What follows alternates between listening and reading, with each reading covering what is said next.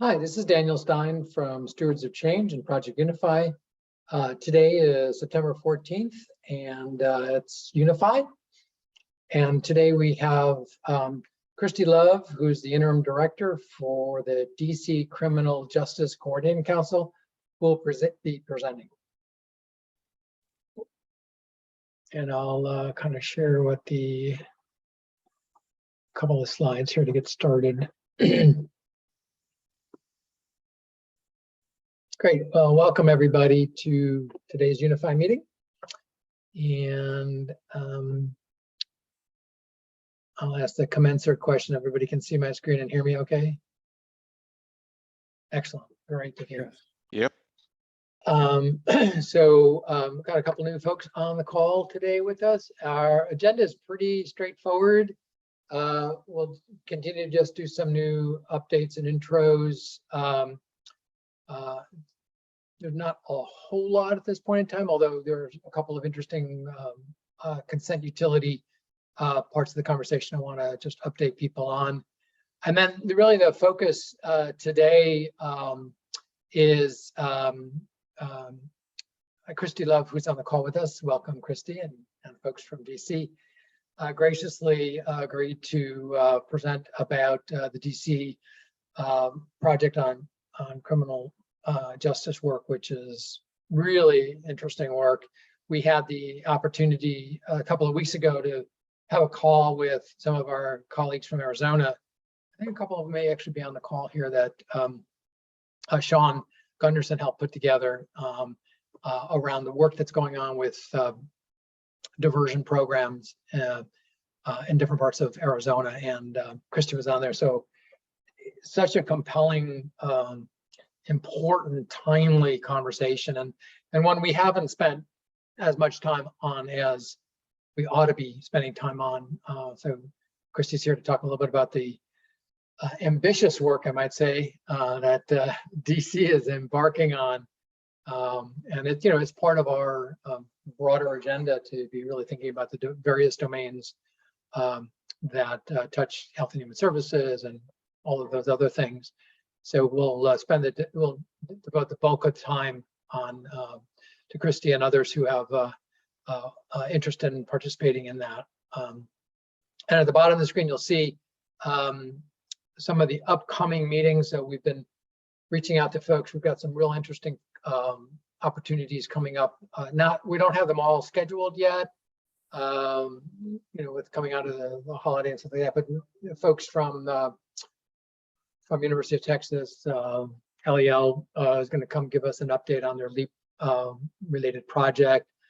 I spoke recently with Evelyn Galeco, and coming out of the Civitas direct meeting and the work that's happening with Gravity and Civitas, we'll come and talk.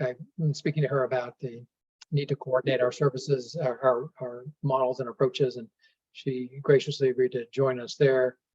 Also, Amit Trivedi from HIMSS, and then also we've had a couple of really good conversations with the EHRA folks. Hans, who's been really leading the conversation, electronic records. Obviously, a critical part of everything we're doing is making sure we're in alignment with around what's happening on the EHR world.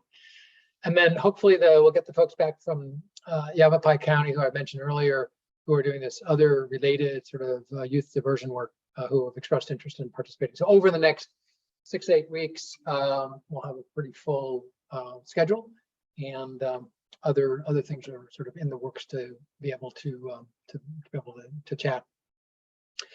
As part of our usual introduction here, just give the floor to new people who are on the call, who haven't been here before. There's a couple of new people, just to sort of say hello, where you're from, and just so we sort of ground the conversation. So Adela, if I might ask you to say hello. Yes, hi. Thank you so much for inviting me. I am Adela Grando. I'm an associate professor of biomedical informatics at Arizona State University, and I've been working for the last 12 years in electronic consent with funding from NIH. I've been using the consent to share engine developed by SAMHSA, And I am soon to get another grant to do even more research on electronic consent. So I'm very excited to join this meeting. And I told you that Ken would be on the call, and he actually showed up today. No, I'm kidding, which is great. So I thought you would be interested in hearing that. I think Tony, and well, we'll do an introduction to Christy later, but Tony, you want to say hello? Hello, everyone. My name is Tony Lemons. I am a juvenile justice compliance monitor and racial and ethnic disparities coordinator with the Criminal Justice Coordinating Council. And so Christy will present on some work that I am helping to facilitate a movement on. And so pleasure to meet you all. Great. Welcome. Thank you for also helping coordinate the back and forth here and participating in today's events here. So I'll just say a few words as we get started. I don't think there's anybody, I think everybody else is new, or not new here, been on the call before, so that's great. Just a couple of things on consent. One is I just noticed, I went over to the ONC site today and noticed that they in fact have all of the recordings up, or most of the recordings from the e-consent workshop, which is pretty cool. And I will put that into the chat here for folks. I haven't actually explored any of them, but looks like they've got the recording up. And I had submitted, as you recall, the individual breakout groups were asked to record their sessions. So I dutifully did that. And so ours is up there. There's 3 of the 5 that are up there. I'm not sure if they're going to present the other ones or not, but there's a bunch of other ones that are up there. So really a wonderful resource to be able to see some of the stuff if you were in attendance that didn't have a chance, couldn't be in 2 places at one time. Have not heard more back from ONC yet about what their plans are for next steps. I think they were just working hard to get the material posted. I had mentioned in the prior call that I had spoken to Stefan and shared with him the debrief that we had done following the e-consent workshop, and that he was appreciative of that, and he and Tricia were working on a summary. I'm not sure if it's on the site or not. I haven't looked closely to see whether or not they've actually put a summary up there or not, but they'll be working on that hopefully so as to provide their perspective. But we were able to contribute to that work and that thinking, which is terrific. As I mentioned earlier, we had the good fortune of being able to talk with Hans and the group from EHRA last week, and yesterday had the opportunity to sort of very quickly sort of present what we're doing on consent to get in front of them, along with a number of other folks from the HIMSS association there. So Hans in particular was highly motivated, highly interested in the work that's going on in this and what we're doing here on consent, and has been a great conduit for EHRA and has expressed a lot of interest in learning what and how what we're doing can complement the work that they're promoting there on that side, which I was definitely appreciative of and love the idea of being able to connect more closely with them. We have been having sort of continuing conversations with our consent sites with New York and Hennepin County, and we'll be meeting with them and the state folks tomorrow to try to align that, and then also in California between San Diego and the state. So the efforts to sort of prepare more of the proof of concept MVP activities are continuing sort of in the background to be moving forward. There's continuing interest on that, and I'm hoping in the very near future we'll be able to turn the crank, so to speak, and actually get working on some of those projects and continue to do the learning that we're so interested in doing there. So let me, before I turn to Christian and company, let me just open the floor, see if anyone has late breaking news, anything of interest that we want to be talking about or knowledgeable about. So the floor is open if anyone wants to share stuff at the moment. Don't all talk at once. All right, quiet crowd today. There's in anticipation, Christy, of what you're going to talk to us about here. So I just reprise the overview of what we had talked about without getting into a lot of detail. I can turn this over to you. I encourage people to sort of put questions into the chat or break out as the conversation evolves. And feel free also to sort of challenge the group with kind of I know you're grappling with a lot of really important technological and data-oriented questions. And so feel free to think about this group as a brain trust from a lot of different places. And so with that, let me turn it over to you. I don't know if I need to give you control here, if you're going to show some slides. I can share. I do have just a really brief deck to kind of get great on. Great. I will stop sharing here and give it over to you there. Great. Okay. Can you guys see? Yep. Okay, great. So thank you so much. I am Christy Love. I'm serving as the interim executive director for the district's Criminal Justice Coordinating Council. And so we do have a pretty ambitious project that we are still at the very, very early stages, which is one of the reasons that I was able to connect with Daniel. Anyways, he connected with our previous executive director. And then of course we have Mark Orlandez, our CIO, who participates in these weekly calls. But we wanted to reach out because this is something new that the district is trying to do. And it's essentially, I'm kind of going to give you the bottom line ahead of time. We're trying to create a shared database that would be used to identify and then prevent high-risk youth from engaging in gun violence. And as many of you know, many major cities across the country have experienced spikes in gun violence. The district is included in that. And so we've been working really hard with our partner agencies to identify ways to reduce it. And so I'm going to give an overview of the CJCC. Many people are not exactly familiar with what a CJCC is. There's actually a national network of CJCCs.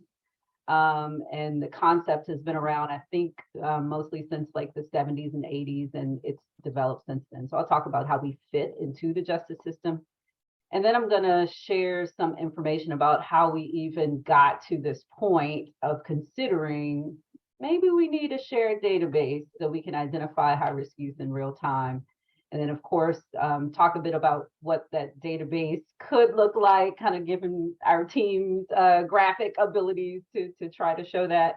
And then some of the challenges we're experiencing and at least our immediate next steps on this issue. So just the CJCC, we're a fairly young agency. We were established in 2001 as an independent district government agency. And this was actually in response to a Government Accountability Office report that evaluated the district's criminal justice system. And GAO found that there were some significant coordination challenges in the district's criminal justice system, largely because of our hybrid federal local structure. So DC's justice system is very unique in that if you commit a crime that is a local offense, it's a crime according to the DC code, even though it's local, most of your criminal justice system involvement is going to be with a federal agency. So yes, you're likely to be arrested by our local police, but if you're going to be prosecuted, you're going to be prosecuted by the U.S. attorney. You're prosecuted in the DC Superior Court, but the judges in that court are nominated by the president and confirmed by the Senate, just like a federal judge. And if you have a long sentence that's going to be more than 1 year, you're going to spend time in a federal prison. So GAO recommended that we be established as an agency that essentially acts as intermediary, the middleman. We can get everyone to the table, both federal and local partners, to come together. And this leads to our mission to identify issues and develop solutions, all for the purpose of enhancing public safety and the administration of justice in the district. And so our agency, we have 4 core functions. First, we facilitate automated information sharing. So Mark has probably talked a bit about our justice system, and that's the IJIS or CJIS system for the district, where we're connecting, more than 30 criminal justice system agencies, and they're able to share information with each other in real time. Then we have our research and analysis team. It's actually a statistical analysis center. That's something that many jurisdictions have. We're supported to some extent with grant funding from Department of Justice. And the role of a SAC is to do the criminal and juvenile justice trend analysis for your jurisdiction. We facilitate interagency collaboration. Tony on the call, she's our juvenile justice person. So we have a number of juvenile justice committees, and that she's responsible for facilitating the committees. And then we provide training and technical assistance. We do public meetings. We have webinars, information sessions, just to keep our partners abreast of new and innovative and evidence-based ways to address certain criminal justice issues. Christy? Yep. Let me ask one question about the point number 3, interagency collaboration. Is that within the DC agencies, or is that also with the federal agencies? It's local and federal, Wow. occasionally regional. We have a couple of initiatives where maybe we're working with folks in Maryland, even as far as Delaware and Pennsylvania. Great. Okay. And then, we're small, 20 FTEs. I've mentioned our groups for the most part. And then when you talk about CJCC, yes, it's CJCC, the agency, but we actually do have a council that we work on behalf of. The mayor of the District of Columbia is the chair of that council. And then we have 2 DC council members who are part of our council, the chief judge of the Superior Court, chief of police. And then in total, it's 7 federal agency directors, 6 local agency directors that we work on behalf of. So I mentioned, we've done a number of analyses that have gotten us to this point of saying, maybe we need to come up with a mechanism for identifying high-risk youth in real time. So the first analysis, we call it the root cause analysis. And what this did was identify what are the factors that increase the likelihood of juvenile justice system involvement. And this is very specific to youth in the district, although I imagine many of these factors you can see in other jurisdictions. So I provided an example here. We divided youth in the district in 4 quartiles. So these numbers are for the highest risk quartile. So if you're a high risk youth, if you have more than the average number of unexcused absences in the school, that's going to increase the likelihood that you'll become involved in the justice system by 3 times. So that's how you read this table. Mm-hmm. You have a comorbid disorder, so that's an externalizing disorder, something, I think ADHD would be one of those where you can kind of see kind of physical attributes of that disorder, or if you have both that and an internalizing disorder, more like depression, that's going to increase your likelihood by almost 2 times, and on and on. So changing schools mid-year, staying behind a grade, being suspended. Here we have hot blocks. So we even looked, hey, if you live in close proximity or on a block that's had multiple gun violence incidents, that's going to increase your likelihood of, as a youth, becoming involved in the juvenile justice system. So that was the first analysis that gave us a sense of what some of these risk factors are. Then we did another one. So our statistical analysis center, they're really awesome, do great analysis. And we were noticing, and also hearing anecdotally from our partners, man, when we do juvenile arrest analysis, we keep seeing the same names over and over again. It feels like these kids are just cycling through the system. So we actually did some analysis. It's a pretty high percentage of youth who are arrested and then get arrested multiple times. And so we decided, let's do some deep dive. So we chose, a cohort of 10 youth who were arrested multiple times in 12 months. And the youth we were looking at youth arrested like 8, 9, 10 times just in a 12-month period. And said, what are their common risk factors? So we brought everyone together. We spent 2 hours every Friday for 2 months just talking about these kids. So we have juvenile probation there. We had the police there. We had the committing agency. We had education people there. We had child and family services, health and human services. So everyone's there, and they were given, these kids information on these kids ahead of time. They knew to come prepared to talk in detail.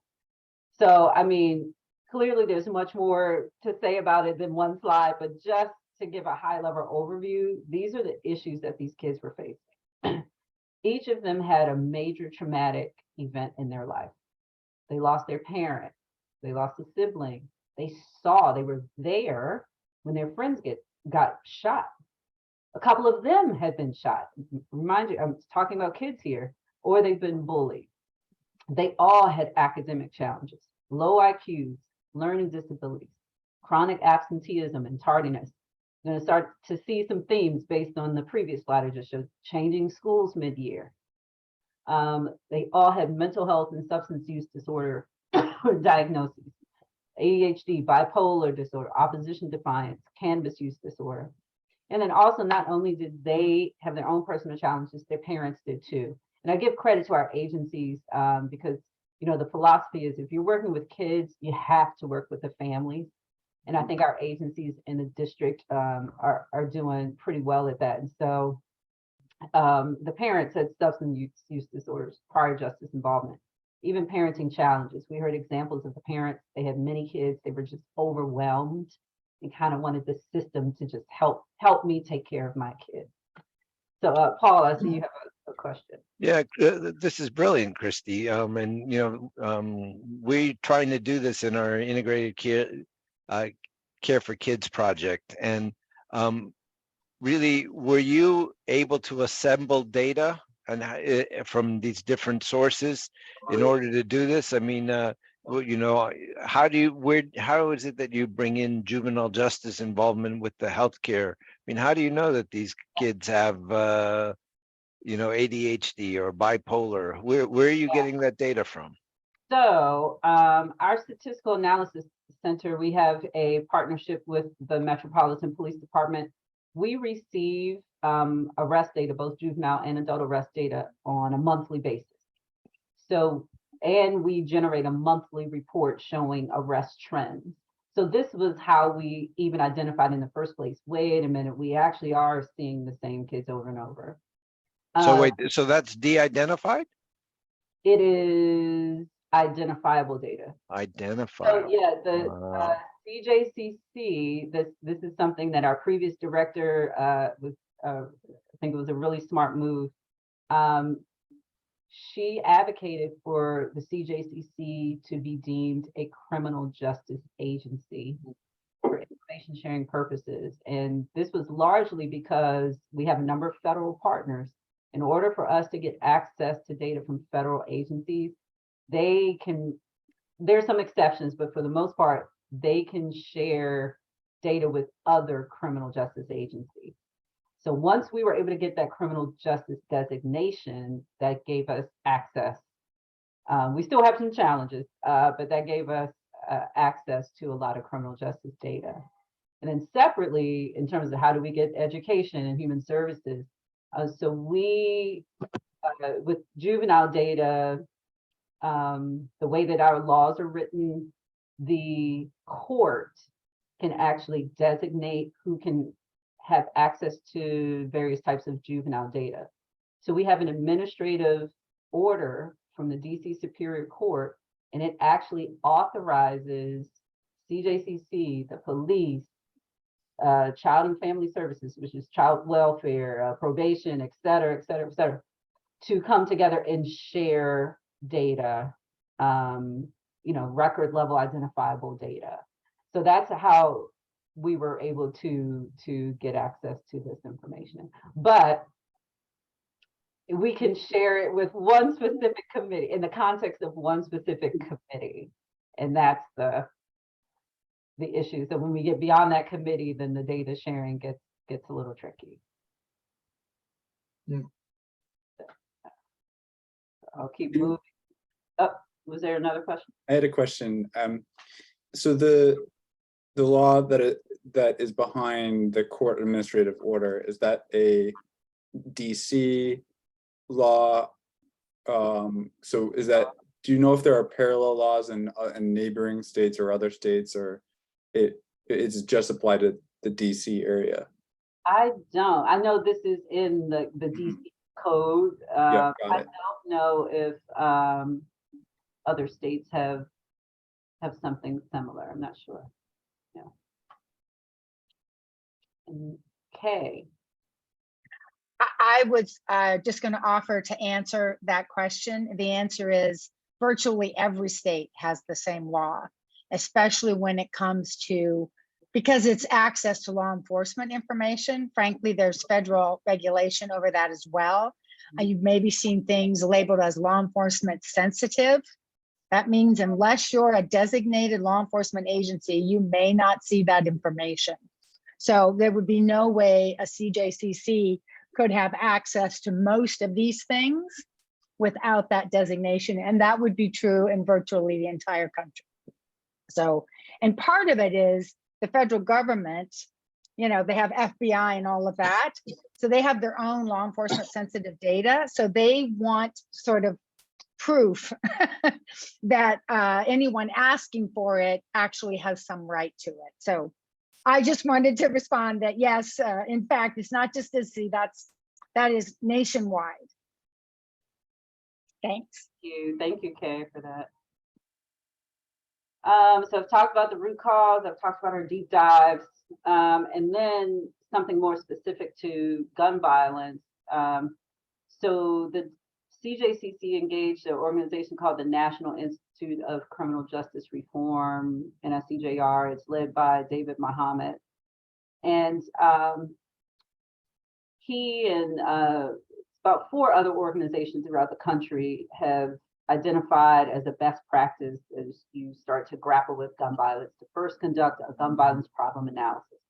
And what that does is identifies the key drivers of gun violence in your jurisdiction. And so NICJR looked at every homicide and non-fatal shooting in the district from January 2019 through December 2020, so a 2-year period. And so here are just some of the key findings they shared with us. So we knew this, that homicides and non-fatal shootings in the district, they really started increasing since 2017. So I know a lot of people kind of blame COVID on their increase in shootings, but we were seeing this trend start even prior to COVID. And this, I think, was important to note that victims and suspects of homicides and shootings in the district, they're very similar. They have similar criminal histories, similar victimization profiles. And so in the district, you know, most of them were Black, both victims and suspects, Black males from the ages of 18 to 34. The average age is 29. So then this seems a little odd, right? Well, average age 20, not juveniles. So about 10% of our shootings in the district at the time of this review involved juveniles. But I think this was an eye opener that this, for the most part, is not a juvenile issue. It's really an adult issue.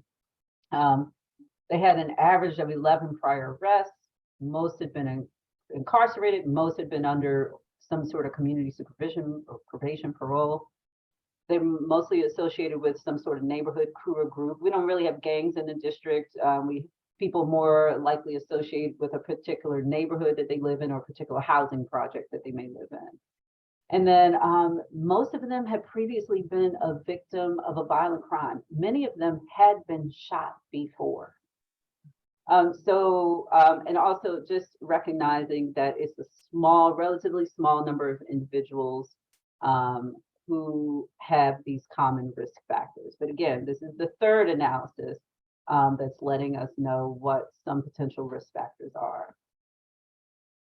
And then lastly, so in addition— Before you go, let me ask one question there. If you go back to the prior slide a second. So I see this from a criminal justice perspective. Was there a cross-cutting involvement with social and health services? We want to get to that point, and the analysis I'm going to talk about next is going to help us to get there. Not for this whole group, but at least for a subgroup. Okay. So in addition to the problem analysis, then the next step was, okay, how do we solve the gun violence problem? So we also engaged NICJR to come up with a recommended gun violence reduction strategic plan. And so this plan included 16 recommendations for how the district could reduce gun violence. And then the recommendations were categorized as prevention, which mostly dealt with what you can do with juveniles, intervention, which is what do you do with mostly adults who are currently involved in some sort of criminal activity, and then community transformation. This is the long-term vision. Like if you can improve education, if you can improve, people's employment, if you can improve sort of neighborhood revitalization and beautification efforts, then that can also have an impact on violent crime. But for these purposes, we honed in on the prevention, the juvenile related recommendations.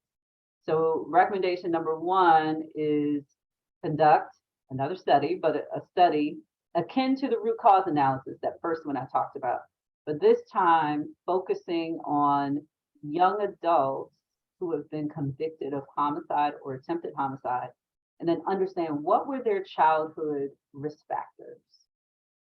And then second, once you know what the childhood risk factors are, and this is where kind of we're getting to, you would develop, it's this youth data and intervention initiative where you develop a database that's shared among schools and youth serving government agencies where you can identify high-risk youth in real time so that we don't wait until they become young adults and become shooters to try to help them. We try to stop them early on. So we just got started on this longitudinal study. I know the recommendation said focus on 20 to 26-year-olds, but in the district, we have a particular focus on 18 to 24-year-olds as our young adults. So we now have data on at least conviction histories of all 18 to 24-year-olds, and that's their age at the time of the offense, whose cases were disposed from January 2018 to July 2022. And then we're getting a comparison group of 18 to 24-year-olds who were nonviolent offenders as well. And so there are going to be 2 steps to this methodology. We're going to do quantitative piece. So we're going to create a statistical model that's going to look at the childhood risk factors to see if anything is statistically significant. And this is where finally, where that gun violence problem analysis only looked at justice system data. This is where now we're going to get health data, human services data, education data, child welfare data, as well as some juvenile justice data. And then we're going to partner again with NICJR. They're going to do the qualitative piece of this. So I think that was the value of the deep dive conversations I was talking about. A lot of that was qualitative, and I realized I never fully answered, I think it was Paul's question of how we got that information. So we had agencies come to the table, and so our juvenile justice agencies, many of them do behavioral health, mental health, substance abuse evaluations of the youth. So that's how we knew that they had ADHD or bipolar and other disorders. And then they also refer them to services, and then they get feedback from the service providers of what, some of the conditions and diagnoses. Christy, can I ask, so, we're very focused on consent in this group, right? So you had consent to get that data from them, and that was happening in a case conference kind of format, or that was happening electronically? So I'm going to go back to this administrative order from the court authorizes this small group of, people that we convene to share juvenile social files. The social files is where you find information on mental health, behavioral health. So right. So let me. So you're getting social, criminal, educational. Education. This is so. Yeah. This is our Okay. education data that they were able to bring to the table came from the justice system agency. So like the probation agency knows which schools the kids are enrolled in. Like I said, they do a good And job. but you're getting absenteeism. Where's that coming from? Probation agency. So in the district, we have, kids who are truant. They have a what's called a student support team meeting. If the kid is a system involved kid, their probation officer is invited to participate in that meeting. So they And- get access to the kids' attendance records and that sort of thing, which becomes part of the juvenile social file. And then that's how our group can get access to it. And our group getting access to it means Christy getting access to it, or it means a bunch of people getting access to it. I mean, I'm trying to hone in on Yeah. the so no, individual versus. You're Yeah. asking great questions. So for CJCC specifically, administrative order requires me as the director to send to the chief judge the name of every person in our agency who will have access to the juvenile justice and juvenile social file information. So it is specific individuals. Got it. Wow. Before, I'm going to ask, Mary Sarah, are you on the phone with us still? I am, yes. Yeah, I was going to ask you, that's reminding me of the third layer of the San Diego cake in terms of limited access to that PII, PHI. Was there a similar sort of identification of who's going to use that data, or was it just, again, role-based access? Because I think what Paul is getting at, I think we're interested in is how do you, that's kind of what you're talking about, Christy, is kind of a selected cohort, Yeah, time delineated thing as opposed to an ongoing longitudinal, like how do we make sure we do that? Can you say it? Can you speak to that? so for example, LA County, they came up with some very specific use cases. One example would be for child welfare investigators. So at the point that a referral is received, the child welfare investigator has 30 days and they can access an extended set of information during that time period, which would include public health, behavioral health, and they have an integrated criminal justice. And so but this is just the child welfare investigator. It has to be attached to a referral, so to a case that's ongoing, and for 30 days. So it's completely auditable.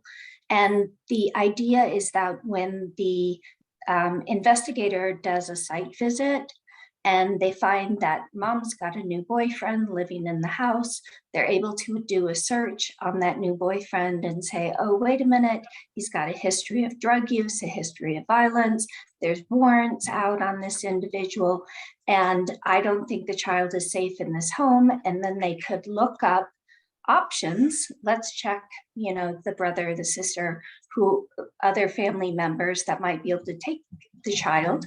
And the caseworkers are then able to not have to take the kid into custody. They're able to take them directly to a relative's in many cases.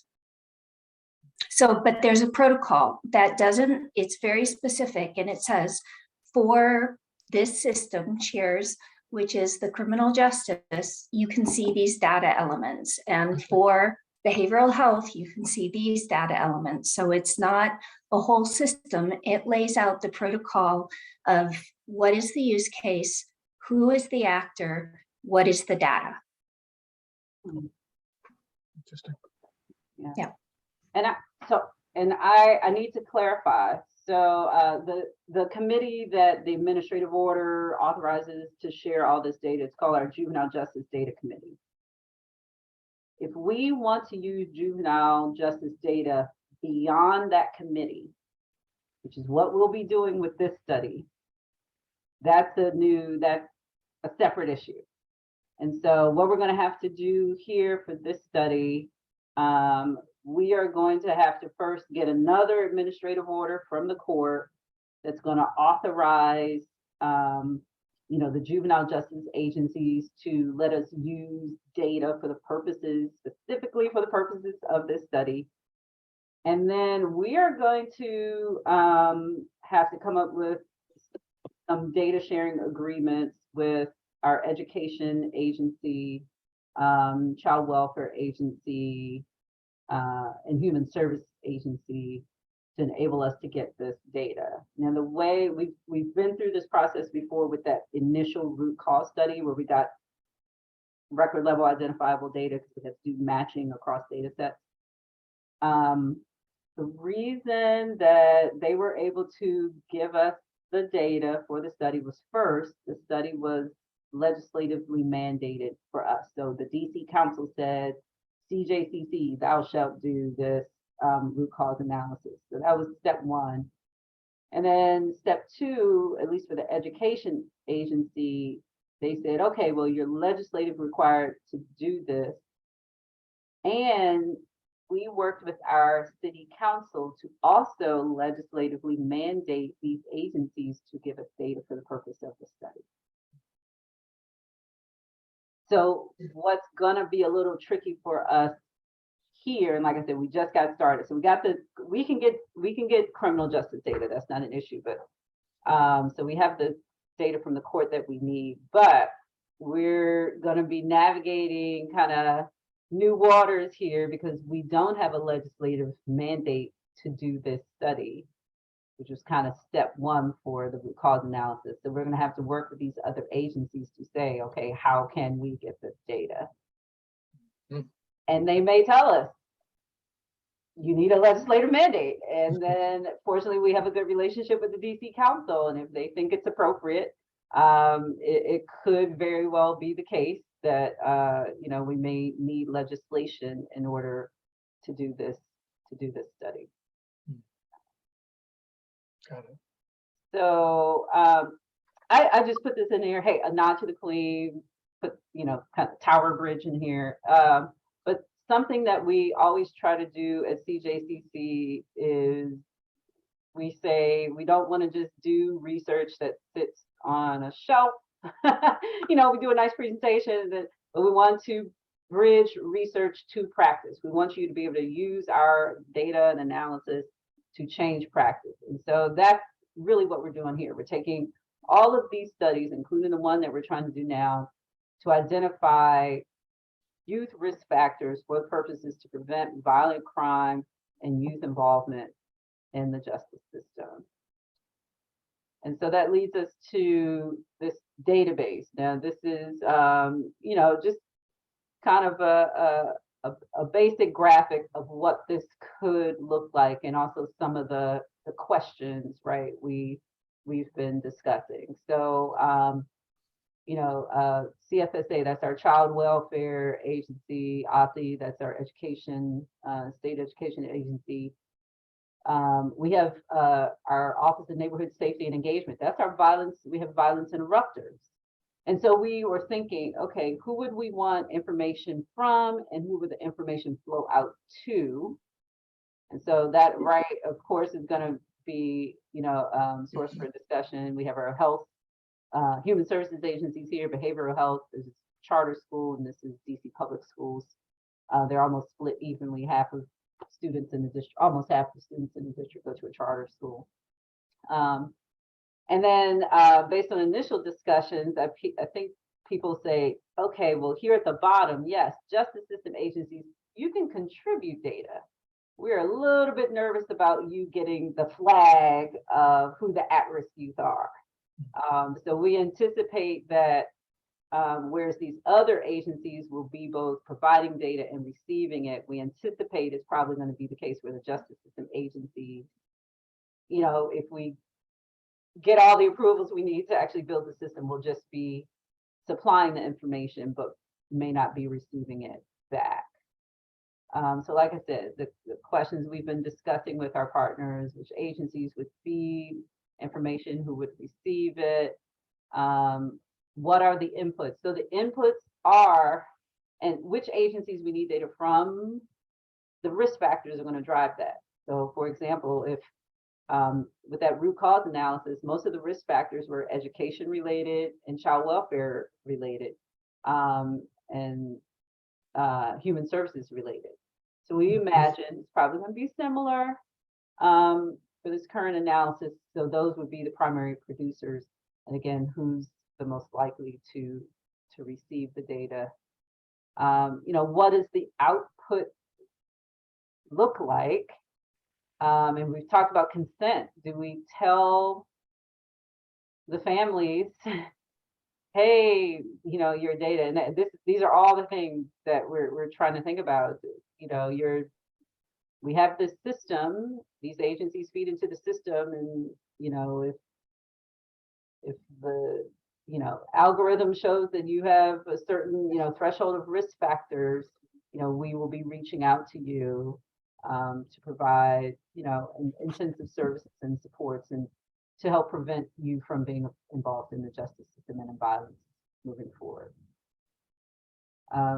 So this is I'm just going to go to this last slide here. Clearly challenges. So we have juvenile confidentiality. I appreciate who said, it's not just a local thing. There are federal laws related to juvenile confidentiality as well for those involved in the justice system.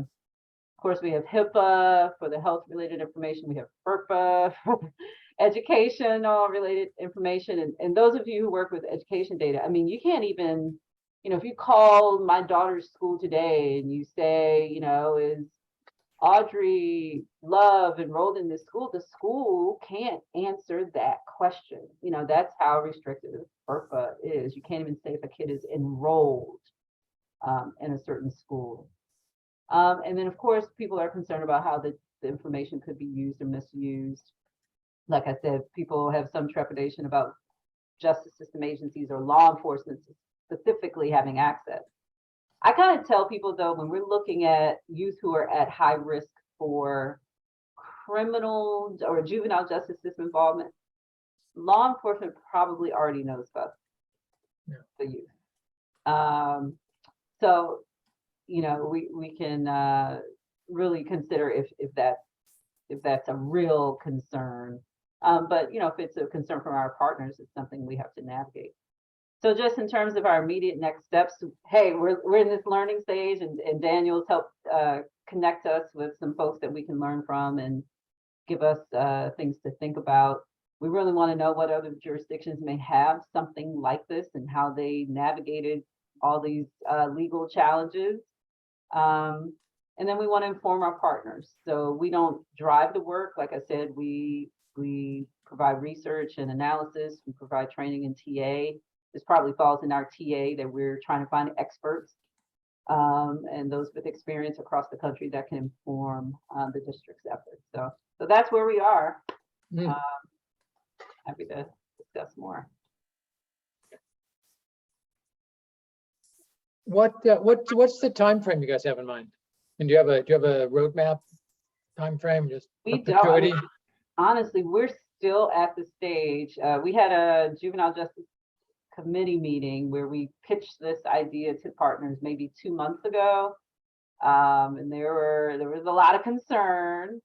So we haven't gone back and had that conversation. We wanted to do more learning, because I think the next thing we want to do for them is, hey, if there's someone else out there doing this, we want to bring that person before the committee. Committee can ask, all the questions they may have. So yeah, we're still getting buy-in for this. And I think once we have buy-in, then we'll be at a place where we can set a timeline. So Courtney has a question in the chat here about working with teachers and educating them about related risks. I don't know if you can answer that, or Courtney, if you have other commentary you want to make about that. Yeah, good afternoon. Courtney Baldridge with US Aging, and it's interesting, flip through the report, and I'm a parent of 2 kids, one with ADHD and one with ADD, and have watched a number of kids with those conditions, show risky behavior. My kids have managed to get through. However, I can understand some of the consent issues that would exist in sharing data. I have also seen and watched other families go through some real issues with educators that don't understand some of these developmental, and neurologic issues that kids face. So I'm curious as to as part of your efforts, is there an education effort more granularly with teachers, because they are front lines for 8 hours a day? Yeah, and I'm not sure. I may pitch to Tony, because she used to work in the education space and may know a little bit more. In terms of our work, we mostly deal with central office. So we are dealing with the DC Public Schools Central Office or the Public Charter School Board. But Tony, I don't know if you have any insight into that. I wouldn't be able to speak directly to it. I know that there are specialized educators and education programs, particularly with the work that I used to do.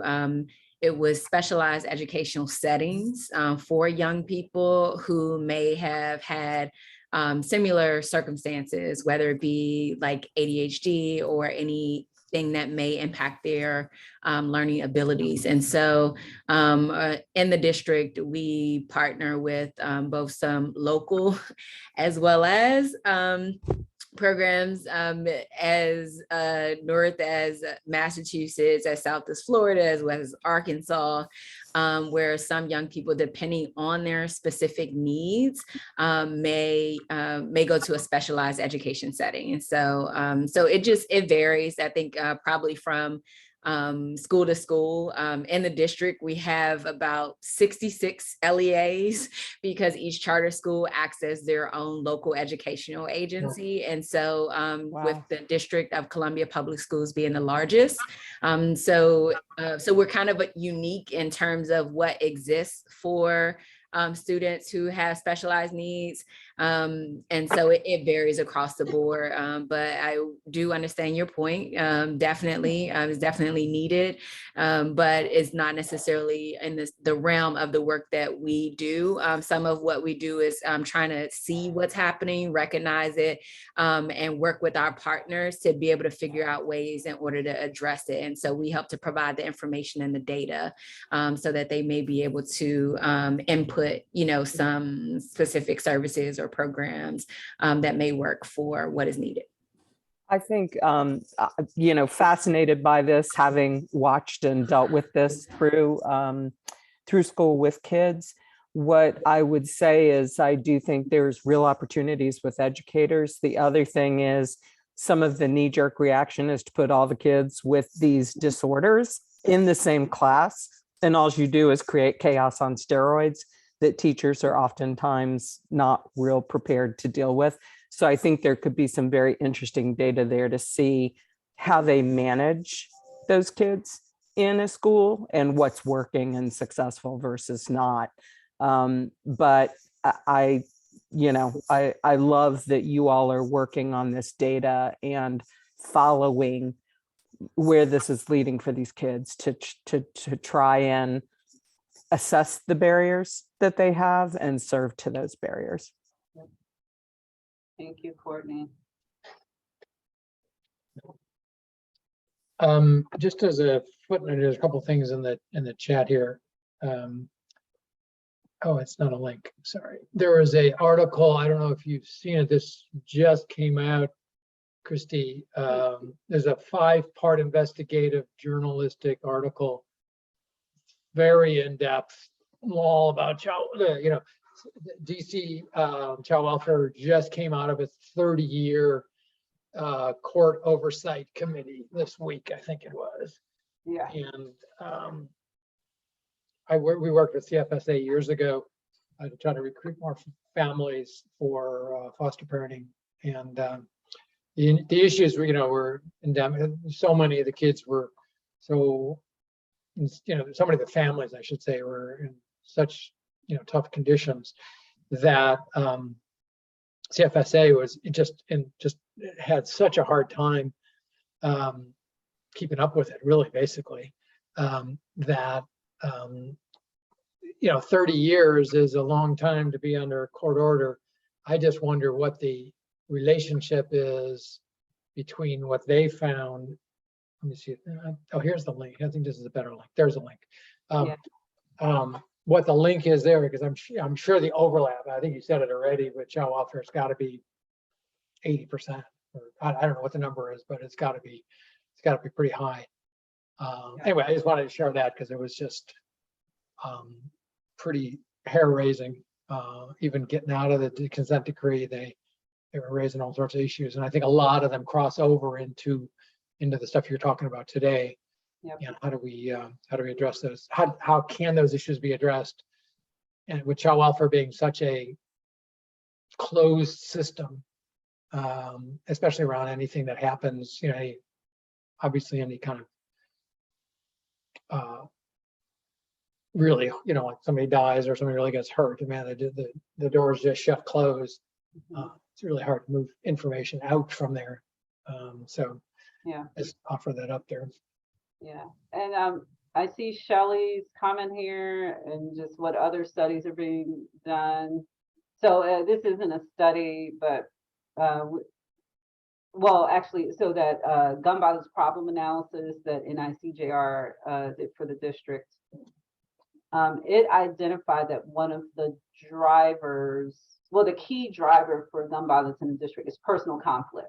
And that can be because you're in beefing crews, or you just you're having an argument, you have an access to a gun in the heat of that argument, and you use your gun to let out your frustration. Robbery, although robbery is not, wasn't really significant. It was really conflicts and interpersonal conflicts. So some of those interpersonal conflicts, many of those are generating because of social media, what's being posted on social media. So I don't know if you're familiar with the DC music scene. Back in the day, in my day, it used to be go-go. That was DC's music. But now we have a lot of local rappers. And apparently some of those rappers, they're associated with some of these neighborhood crews. And so they'll post a new rap video that's dissing another neighborhood crew. And then that neighborhood crew feels compelled to then respond with violence. And so the problem analysis actually includes a hyperlink to one of those videos that was linked to some shootings here in the district. So we're actually having, I mentioned we do public meetings and webinars. We're actually having a public meeting next week. We're bringing in some social media experts, some violence interrupters, community members who are going to talk about the influence that social media is having on gun violence in the district. Interesting. Yeah, thank you for addressing that, Christy. A clearly complicated, urgent, critical kind of question. And, as we've said over the years, justice has got to be part of this equation, when we're talking about at-risk families and vulnerable populations. I wonder, Jessica's here from Hennepin, and one of the sites we're hope to be working with on the consent work is in Minnesota, and one of the things in particular that they called out, which is unique, was in addition to all the other services, is really a focus on criminal justice as part of the homelessness program challenges and trying to reduce the use of the emergency rooms there. So I'm glad you made it, Jessica, to the call here. I didn't know if you had any other insight as you're thinking about it from another community perspective. Yeah, and I really apologize. I came very, very late. So Christy, I came in the middle of your presentation, but very interesting. I think for our particular effort, when we did our initial data analysis and data pull, there was a lot of crossover with different parts of the system, and corrections is one of them, and particularly for people who are unstably housed or experiencing homelessness, a lot of kind of those livability kinds of crimes, petty offenses where they get picked up and they get booked into the county jail, they kind of rotate through the system and then go back out on the streets, but often go back out on the streets. They don't get sent back into housing. So we see a lot of connection there. And because our health system and our county social service system is very closely tied to the correction system as well, we have some opportunities and synergy and ability to really, if we're able to share the data effectively, and if we're able to do it at the point of contact versus kind of retrospectively, then we feel like we have real opportunities to intervene earlier and when it makes the most impact. Yeah. That's where we're trying to get to Yeah. with this project. Yes. Yeah, I did have a question for you. And again, you may have covered this because I did miss half of your presentation, which I apologize for. But are there any concerns about when you're looking at, in this case, children who are, and the kids that tend to be overrepresented in all of our systems, kids of color are already overrepresented. Is it a little bit of a, is there a risk of kind of a self-perpetuating system where they get flagged and then they get targeted even more than they already are? Yes, and so that I mentioned we had, initially pitched this idea to our partners a couple of months ago. That issue came up, but one response was, well, we're targeting these kids for support and services. So this isn't a punitive thing. This is targeting you to actually invest in you in a very intense and intentional way to help prevent you from getting in the justice system. So if I could just add on to that too, Jessica, like we've been having kind of a couple conversations trying to understand like, how could this work, in a way that would be beneficial, because there are concerns, like you mentioned, of it, working in the other direction. And so I think what we've heard even from some other jurisdictions is things like, let's say like if there's something traumatic that may happen in the neighborhood or the community, maybe the school is able to be put on alert to like just handle that child with more care. Right. So like things like that, where, it's not necessarily like a flag where it's like a red flag. Oh no, watch out, but more like handle with care, something traumatic happened, like what can be done? Because we know that almost all of the kids that we looked at in the deep dive had experienced a traumatic event, and people may not have handled them with care. They may have never received any type of supportive services for that. And we know that trauma can have a significant impact on a lot of things, including brain development. And so if we can, look at ways to try to get ahead of that, maybe we can, try to help to resolve some things that may come along later in life. Thanks, that's helpful. I think, listening to what you're saying, it sounds like it will be really critical to be very intentional and thoughtful about how the information and the data is used and how it's implemented. So yeah, thank you. Really interesting. Yeah, that's a good segue to what I was going to say.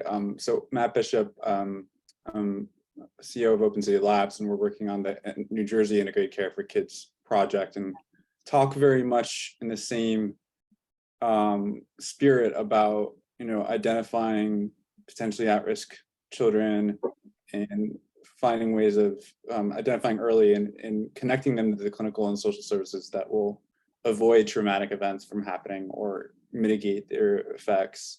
So one of the ways, so I've heard from you guys talking about how you look at data in terms of like that, looking at those, evaluating risk, like the risk prediction and the studies and the research.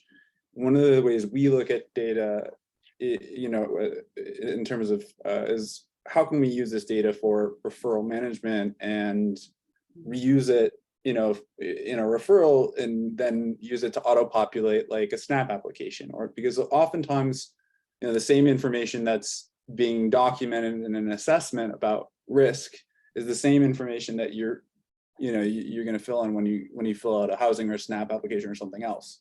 And so when we can frame partnerships, right, across some of the organizations that you're working with, in the context of we are looking to leverage this information to better connect people to the services that are going to make a difference in their lives, right? That is we're not just looking for like to be big brother and amass all the data in one place and people get nervous when they talk about databases because they're like, oh no, it's, data can be compromised. But really, it's about how are we going to use this to really improve the lives of these families? And I just wanted to, I put a link in the chat. The episode is probably complete review of things Christy and Tony, our experts here, all know well. But for everybody else, it was one of the really interesting things that turned up to follow up on what Christy said about the people who are at risk or who are perpetrators of violent crimes are also more likely to be at risk for those violent crimes. But one of the really interesting intervention strategies that they pointed to in the episode was if you can identify those people early and then have these interrupters approach them and say, hey, we think that you might be at risk to be a victim of a crime, right? If you approach them with that, they found that people were more likely to be responsive to the types of interventions of what would come next, right? Anyways, so That's done. cool. The other So- thing, one quick question about your data, is there the capacity for kids to report if they think friends are at risk? Well, it could be suicide risk, it could be risk of aggressive behavior, because oftentimes what I see amongst my kids and their friend groups is they're leading edge. They know what's happening inside those social circles, and they have much better line of sight than most parents do. Parents have to dig and peel back the layers of the onion. And it would be wonderful to see if there's a mechanism where they could anonymously report, this kid just needs checking on. And I know there's a couple of colleges that have instituted ways that you can report that your friend might need some type of social support because maybe their house burned down or their parent has been diagnosed with cancer or, an assault or something like that. So I would think something similar could be interesting if there's a way for you all to facilitate that flow of information and capture it. Yeah. I know that the mayor has really been pushing just mental health support for anyone in the city, both juveniles and adults. And I think it's nationwide, the 988 is, Yeah. right?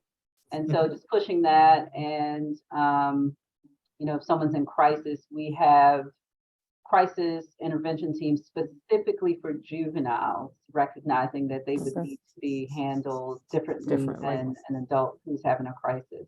But I'm not aware though of your suggestion of where, because that's the person who has the need, right, is making a call. I'm not aware of a referral. Yeah, well, and I know I can refer you, Tulane University has a program where, and I can give you an example. Our house burned down and one of my daughter's friends called the administration office and asked to open a case file for my daughter so that the school was aware that if she didn't show up to class, because she had actually spent the weekend with us when all this happened, so that they could connect those dots and follow up with her. And I was very impressed with how they handled it.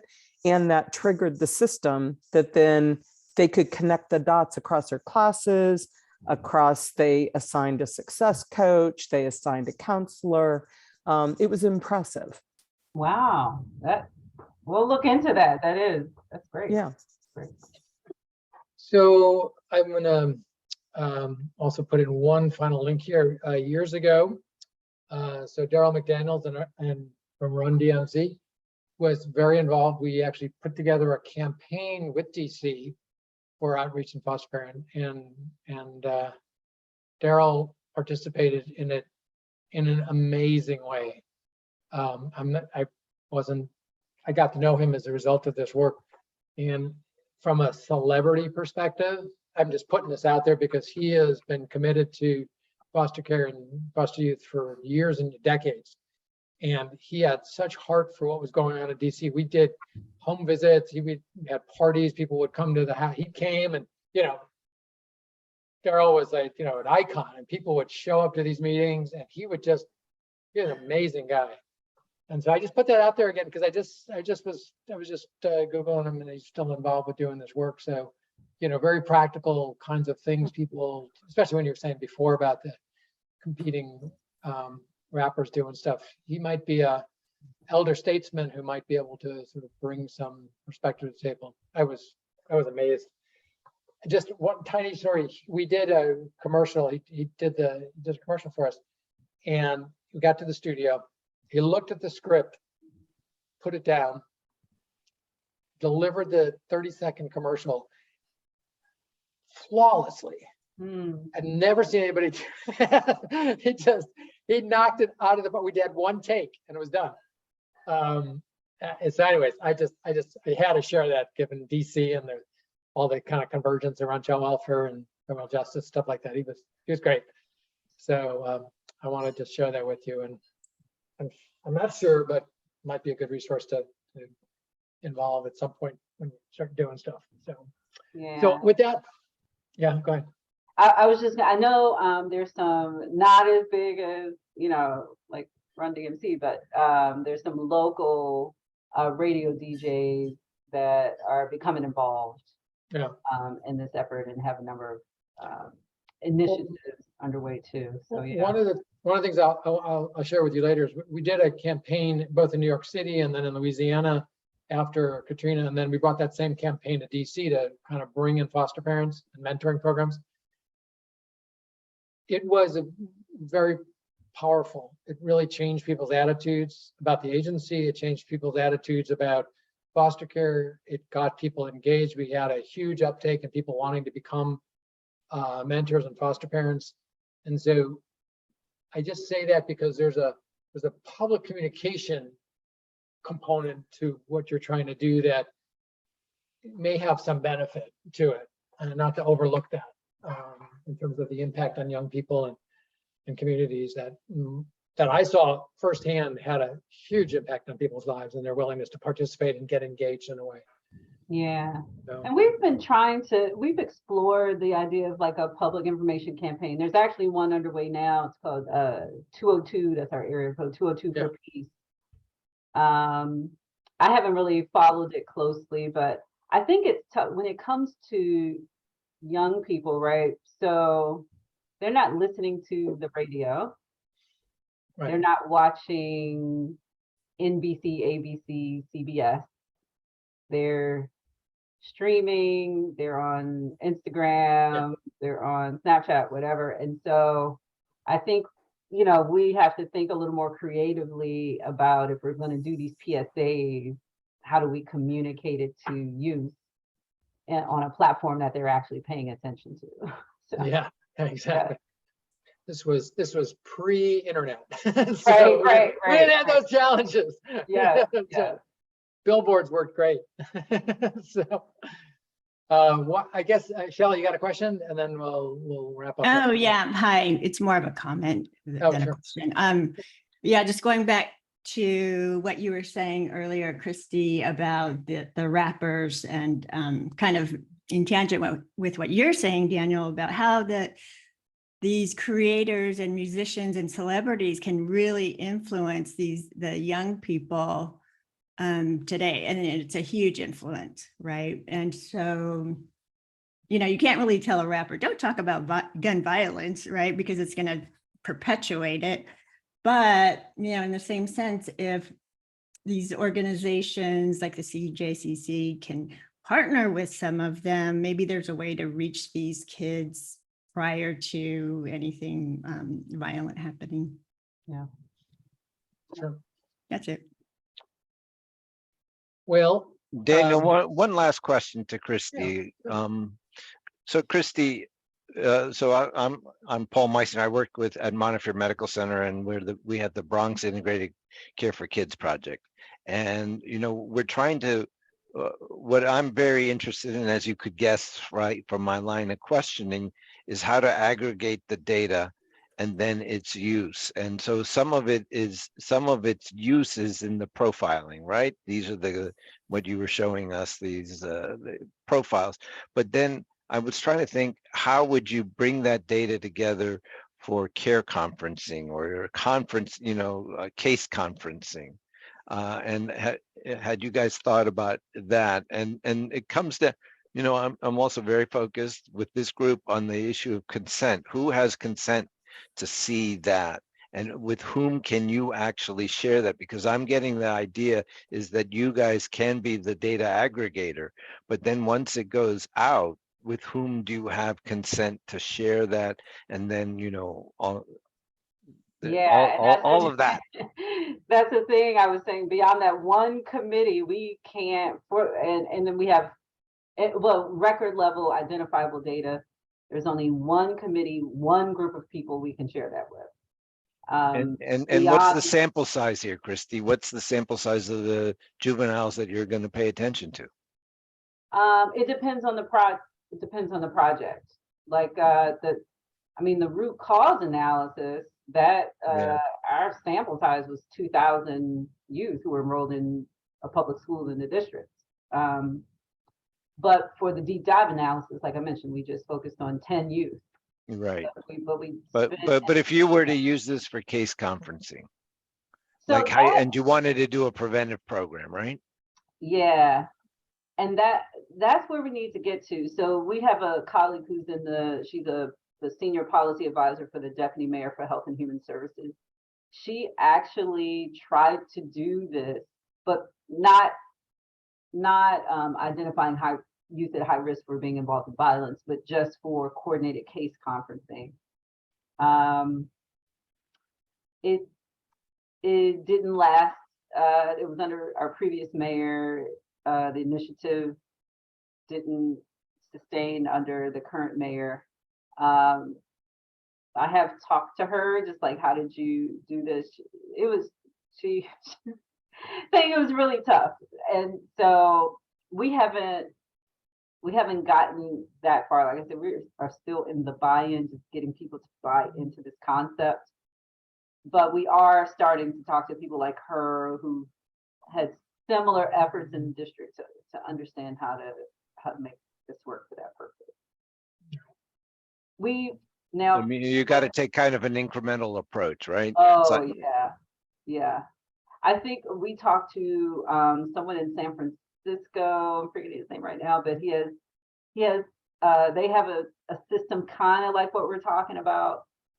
He said it took them 15 years start to finish. Yeah. To complete that project. Is that something Wang, Dennis Wang? It could be. I'm totally blanking on the name.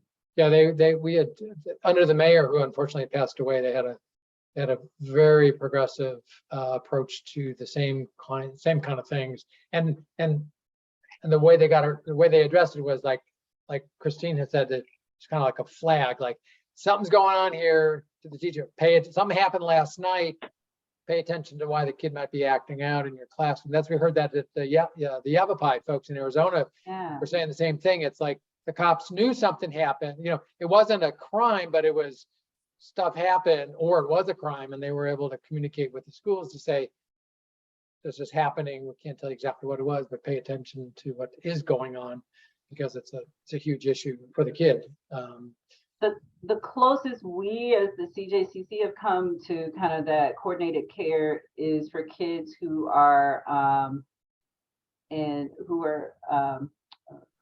jointly or dual system youth, or jointly supervised. So we have a separate work group, and it's child welfare, probation, the juvenile committing agency, as well as the adult supervision agencies, because you can have 17-year-olds charged as adults, or 19-year-olds who are still committed to the youth agency, but they commit a new offense, now they're in the adult system.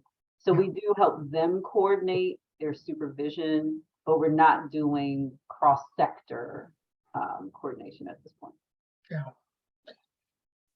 Wow. Okay. Well, I want to thank you for spending the time with us and sharing this really amazing, interesting work. And I hope we Mark has been participating on pretty regularly, so I'm sure he's bringing back stuff that he's hearing, and I'll share the notes out, and we'll post the video so other people who couldn't make it today, and we'll circle back with you and keep in touch on this kind of stuff here. So Great. with that, everybody have a great rest of the day, and we'll see you on. All right. Okay. Thank you. Okay, bye everyone.